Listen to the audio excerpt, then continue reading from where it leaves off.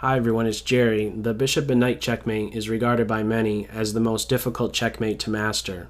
It's one that I know well, and I'm going to share with you a systematic approach to solving this endgame so that you too can master it. Now, the first thing to take note of is we have 50 moves or less to deliver checkmate. Otherwise, it's considered a draw.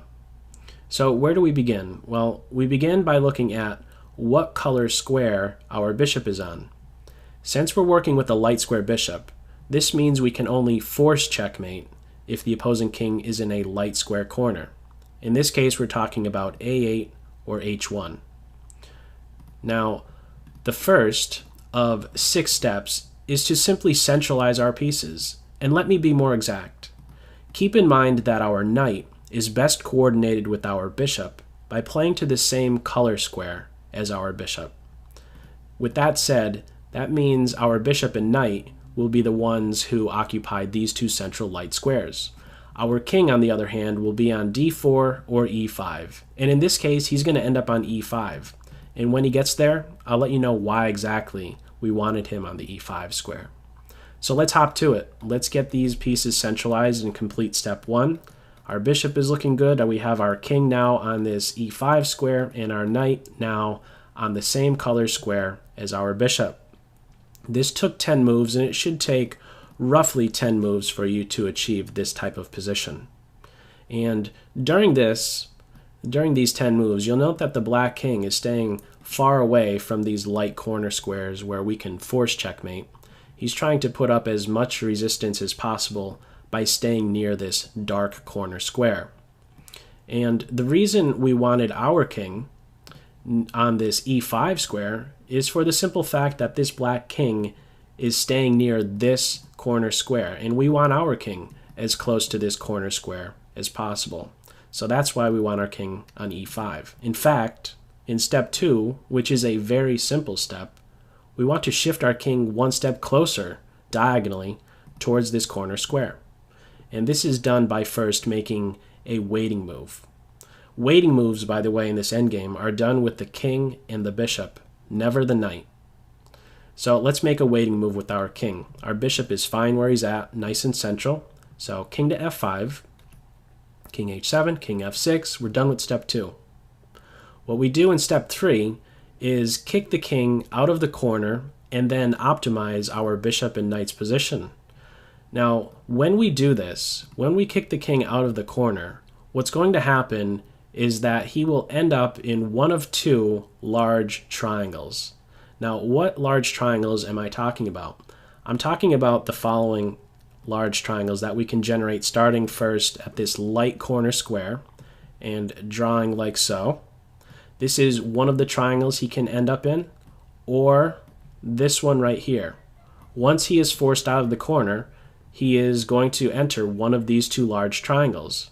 And just to give a quick summary, once he is in one of those 2 large triangles, we will then try to kick him into a medium-sized triangle, and then finally one of these 2 small triangles, and then give checkmate. So let's see how we can do just that. In order to kick the king out of the corner, we need the help of our knight.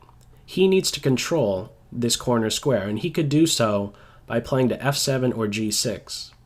We're going to play to f7 in this case, and we could see that that is the square using the bishop as our reference point. It's the same square that the bishop can also go to. So let's get our knight to f7, but let's be a little bit careful about how we do so. If we play to g5 looking to get here, this is stalemate. The black king has no legal moves and is clearly not in check. This is stalemate, a draw in other words, and we want to avoid that. So we can do so by first pivoting on d6 and only then jumping into this f7 square. He is controlling this corner square. The black king is now very limited, having only one move, king g8. And now we shift our king over so he guards the h7 square, king to g6. All of these squares I have highlighted are controlled, which means that the king is now forced in the direction we want him to go to, namely a8. Now, let me point out that this position right here is one that can come about where it is white to move. And if that is the case, all you need to do is make a waiting move with the bishop, keeping him on this diagonal of the large triangle. And you could simply drop him back to b3. The king will then have to go to g8, and it's the same procedure. The king shifts over to defend h7. Okay, but that's not the case. It was black to move in that case. And once he's on f7, once he's moving in this direction, we move our knight. We centralize our knight. So the only way to centralize him is to play to e5, one of those 4 central squares. And when he is there, notice what happens. The bishop is now allowed to guard the g8 square, which means the king can't go back to the corner. And after king to e7, this is where we now optimize our bishop and knight's position. The way we do this, envisioning this large triangle, we post the bishop 1 square from the edge of a triangle. So in this case, it's either b3 or f7, but we're not going to go to this f7 square. The king will be in charge of guarding the squares near this edge of the triangle. So it's the further end of the triangle that we want the bishop to post up to. So in this case, it's bishop to b3, and after king d6, we now post the knight right across from the bishop with 1 square separating them.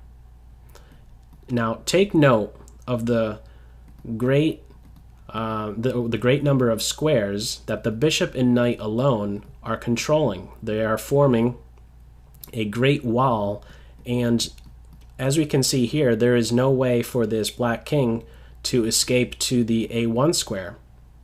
What we do from here is use our king and bishop to help push the king into that medium-sized triangle.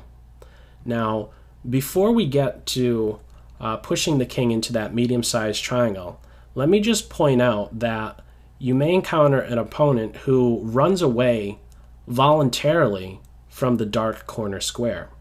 So let me quickly revert back to this position right here, where we saw the king go to the corner. What happens if the king tries to make a mad dash towards, let's say, this other corner? This is how we can treat such a player. We can play our bishop to this g8 square, and our goal with this is to post our bishop on the diagonal of the large triangle. We've done just that. The king still tries to run away. What we want to do next with our bishop is optimize him, and that's done by posting him right here, 1 square from the edge. We want to get our bishop on c2, so we need to get our knight out of the way. If our bishop is on c2, we want to get our knight right here. So we post our knight on d6. The king still tries to run. Our knight gets to c4. The king is still trying to run. Our bishop plays here, and very similar to the position we just saw, this bishop and knight control all of these squares and yet again form a great wall. From here, you would then push the king into this medium-sized triangle in this direction, and then finally the very small triangle right here. But he did not go in that direction, but I believe it's an important a what-if scenario to cover.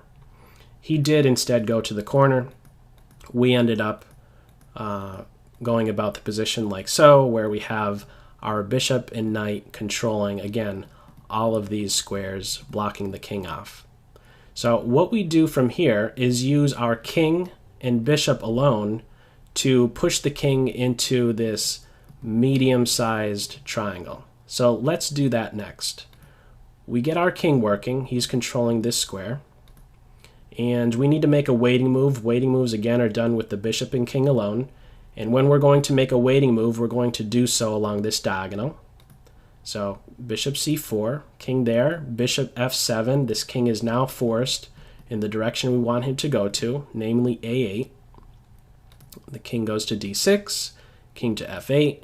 We are slowly but surely forcing this king in the direction we want him to go to. In fact, he is now inside this medium-sized triangle. And what we do now is shift our bishop. We no longer need our bishop on this diagonal, but rather the one on A4, where he is controlling the diagonal of the medium-sized triangle. So we get our king working and our bishop working. In this position, he was, of course, attacked. We want to, similar to how we optimized the bishop in the large triangle, we do so in the medium-sized triangle as well. One square away from the edge. In this case, it would be D7 or B5. If you go to B5, you're just getting captured. So the bishop posts up. He is optimized on this D7 square. And after king to B6, now is where we can reposition our knight. In fact, our knight, for the rest of the game, he will only make 4 more moves. And I could actually tell you the exact moves he will make from here on out. He's going to be playing to F4, D5, F6, and D7. He's going to do this little zigzag, and on that 4th move, he's going to give either check or checkmate. Now, from this point right here, the knight is wanting to centralize himself on this D5 square. That is 3 squares away from the corner square where we want the king to be. We want our knight on the D5 square. So let's get him there. First, posting up on F4. After king to A5, the king is ready to run away, but our knight is there just in the nick of time to guard the B4 square. And if we just take a look at, again, the bishop and knight's dominant position, look at all of the squares that they are controlling. Yet again, a great wall is being formed, and this king is now restricted to exactly these 6 squares. Just like we did in the large triangle, we now use our king and bishop to force the king into the small triangle. So let's see that take shape.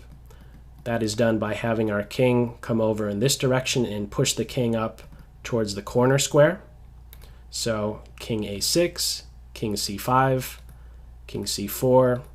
We get our king working all the way up here, and now we have an opportunity to finally post our bishop on the diagonal of the small triangle. Bishop C8.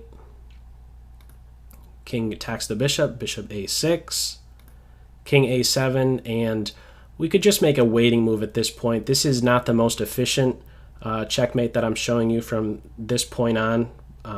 It's 1 move slower than what you can really do, but just for visual purposes, I'm going to make a king move and then play king to B6. Right here is really this final position that you want to achieve, where the bishop is on that diagonal and the king is right next to the bishop.